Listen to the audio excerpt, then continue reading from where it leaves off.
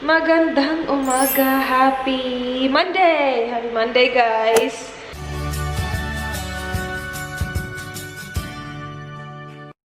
Breakfast tayo, breakfast tayo. Kainin natin yung pinadala ni Kath Zedolmo. Yung ube pandesal. Kumain na actually ako nito last night. Dalawa yung nakain ko. Masarap. Thank you. And si Dan, alam ko na kumain siya nito. Ito hindi ko pa natikman yung ube ensaymada. Ayan. Hindi ko pa siya natikman. Pero alam ko na kumain na si Dan kasi may nakikita ako mga bakas ng ube at saka ng cheese. Dito guys, sa floor. Punong-puno siya ng cheese. Oh. Ayan. Hala, tapos may ube.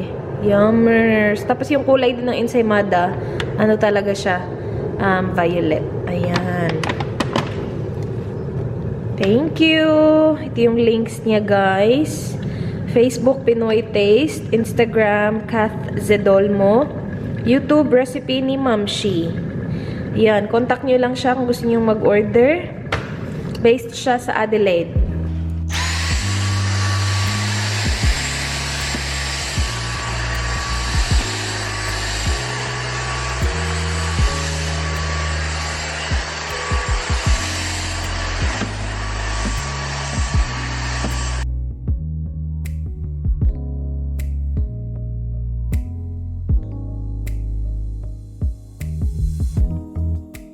Hello! Kakatapos ko lang maligo, guys. Gusto ko lang ipakita sa inyo yung gamit ko sa aking belly. I use the Burt's Bees Mama Bee na belly butter.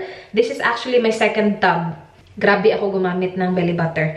Mahilig kasi talaga ako mag-lotion. Before pregnancy, sobrang nasanay na ako. Siguro high school pa lang ako naglo-lotion na talaga ako. So everyday, I apply lotion on my body. Now, this is my second tub. And tingnan nyo, ang dami ko nang nagamit sa kanya. Kasi marami ako maglagay. Napapansin ko, especially kagabi, na medyo kumakati na yung belly area, guys. So, hindi ko siya kinakamot, especially using my fingers. Yung ginagawa ko is minamassage ko lang siya, ginaganon ko siya. And kapag hindi ako tinatamad, kumukuha talaga ako ng konti nito. Tapos yun yung ginagamit ko pag massage. To hopefully prevent stretch marks. Kasi nga sabi nila, kung magkaka-stretch marks ka talaga, it's more genetics daw. Meron ako napanood na video, mga specialist sila guys sa field na yan.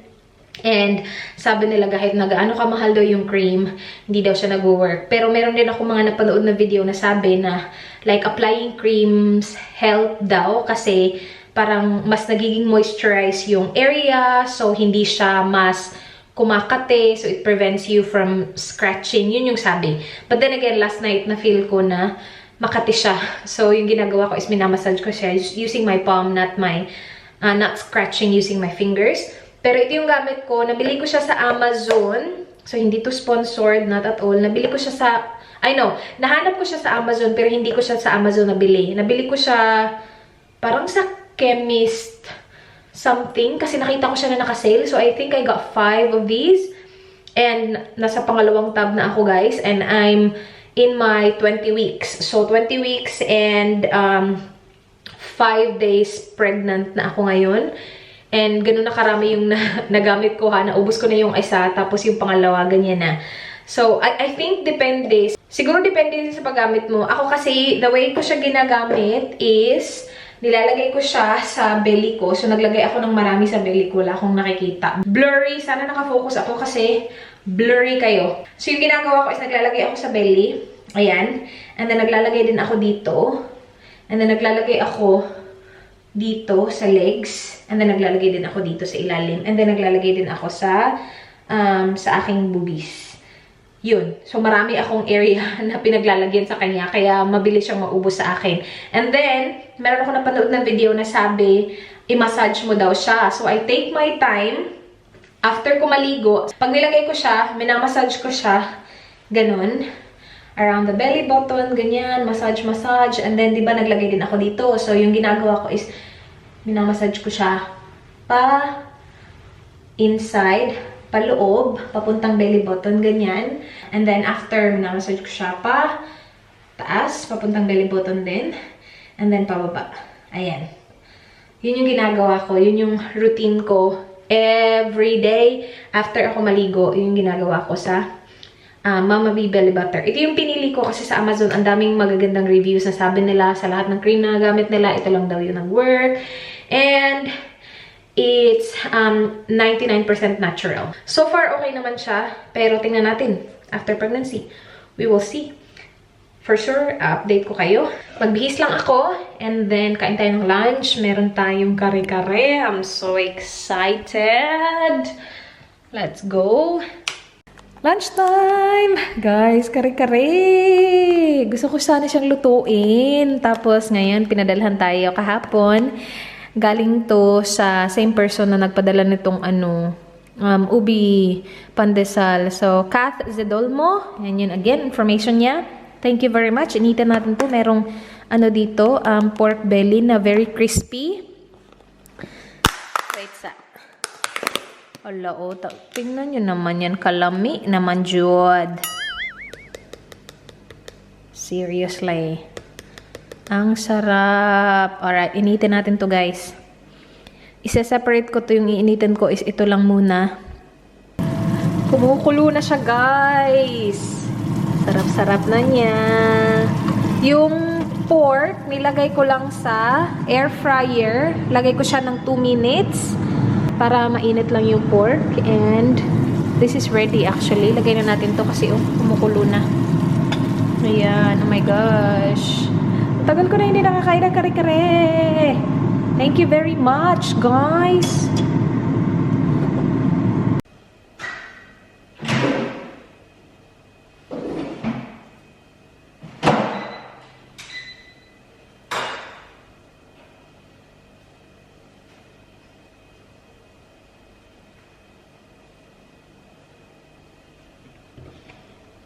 Kain tayo. Baba, kain tayo. Sarap naman ang ulam natin. Ganyan to, guys. Dalawa na kayong kinakausap ko. Yung camera, tsaka yung aking baby. May nag-text. Huh. Nice. Thank you very much. Kain tayo, guys. Hindi ko pa siya natikman eh.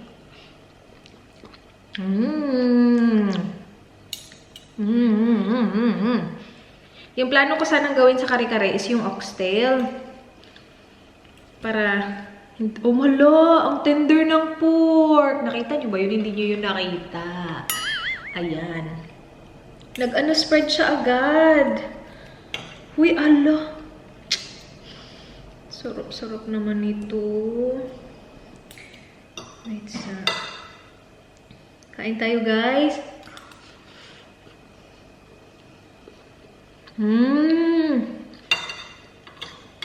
Uy! Ang sarap ng pork niyo. Binibenta niyo ba to?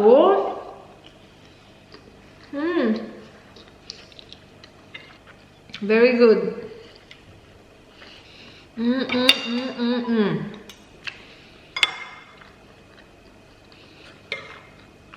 Gulay-gulay.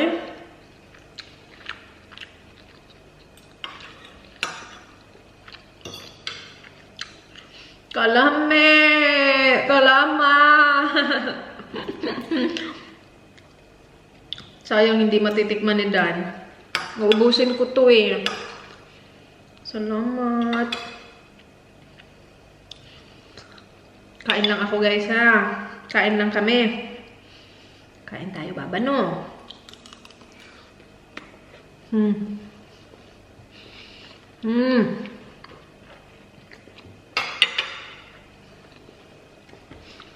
Gabi na, guys. Magluto tayo ng dinner. Nilulutuin ko is sardinas with egg. Lagay tayo ng konting oil. And hindi ko na siya lalagyan ng kung ano-ano. Ano lang talaga. Sardinas lang talaga at saka egg. Meron ako nitong saba. Sabang sardines. Here you go. And then meron akong egg dito. Dito lang natin yung egg.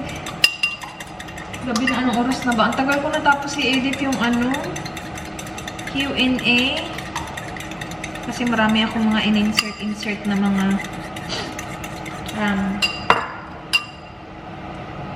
ang haba ng video na yun.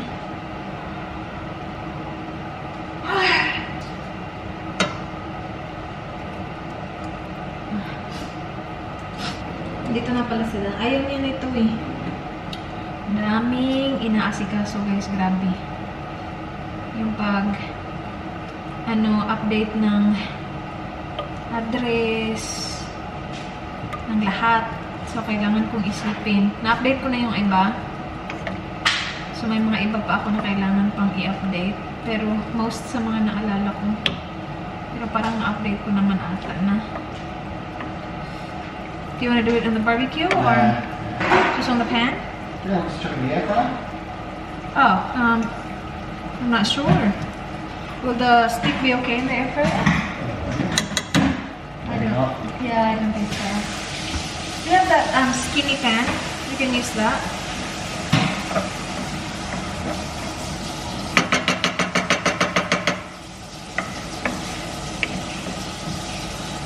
Magba-barbecue siya, guys. Yung nabili namin sa Rosewater Asian Shop. Pero galing siyang Ason's Kitchen. Oh, I had the kare-kare today, my love. The one that, Good. you're really good. Yeah. Inuubos namin kung ano yung laman sa freezer. Para kunti na lang yung ililipat natin ba. So, hindi pa kami nag-grocery shopping. Kainin natin yung lobster this week. We'll eat the lobster this week, malap.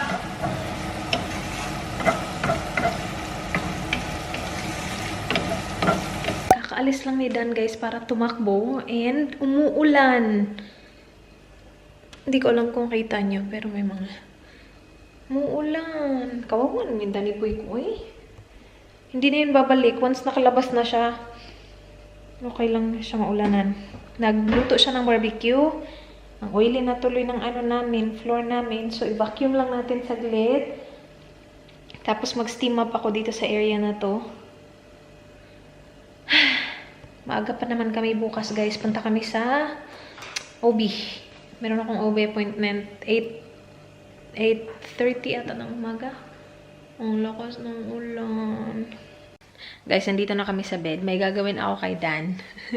Yung sa video ko kasi nung nagpa-ultrasound kami. Tapos, yun lang yun si Dan. And we're back. What do you think? It was long. It was good. Yung sa cervix ko, nandun lang siya. Nakaganan.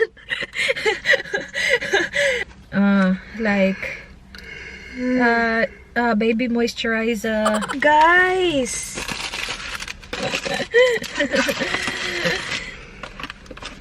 Kanina pa siya gaya ng ganyan dun sa loob.